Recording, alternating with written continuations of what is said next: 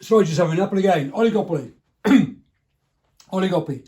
Collusion or cooperation. Right. Collusion is a bad thing because this is when oligopolies join together and they act as a monopoly. So once again, we can draw the monopoly diagram. Price fixing. Clearly, that's a bad thing if oligopolies all collude together.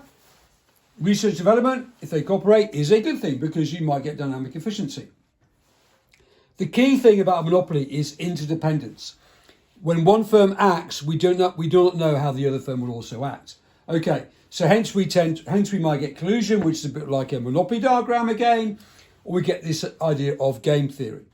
So in game theory, we can make the argument that it will pay to cheat. Okay, so in a non-collusion situation, let's make that 3 million quid, 3 million quid. If both firms adopt a low price, then you'd have a situation where both firms will make 3 million. However, if both firms collude together, then we would have a situation where firm A makes 8 million and firm B makes 8 million.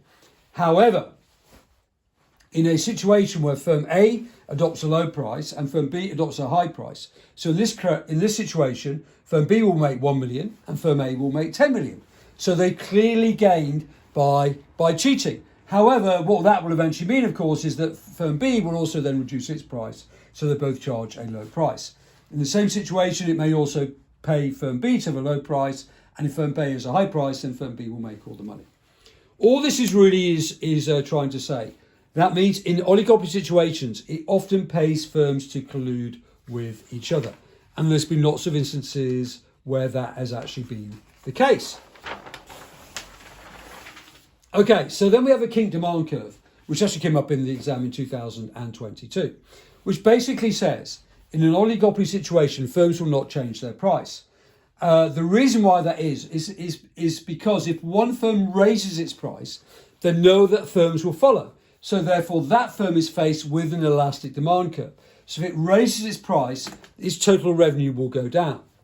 On the same level, if they reduce their price, then all the other firms will follow. So therefore, there is no point in reducing their price because they're faced with an inelastic demand curve, which will mean that their revenue will therefore fall. However, firms might decide to raise their price. If they have a lot of brand loyalty, in reality, firms might decide to raise their price and people will still stick with them because they believe that their firm has the best brand. And some firms may decide they want an increase in market share, so they may actually lower the price. Right. And then how do we get to this price in the first place? But anyway, this is like an old bit of theory which is called the kink demand theory. A collusion. Now, all you do on a collusion diagram is you just draw a monopoly diagram again. You should be pretty good at this by now. And then you draw a line across with the price on here. And then what you have is a firm is only, or a country is only allowed to produce so much, which here is Q1. Now, in this case, there is an incentive to cheat because if they produce more than this, then the firm is going to make more profit, so they have more money to invest in the industry. However, the whole point about collusion is that all firms act together, and if every firm reduces their price, reduces their output, then the price will go up. Okay, cooperation or collusion. So clearly, cooperation is a good thing. Dynamic efficiency, creative destruction, research and development, joining together new ideas. Collusion is anti-competitive, shows a lack of enterprise. There will be a deadweight welfare loss. It could argue that you get a rise in profits. There might be more dynamic efficiency, but I think that's a bit of a weak argument, really. Okay, so that is the collusion diagram. Oligopoly evaluation. So a large number of firms.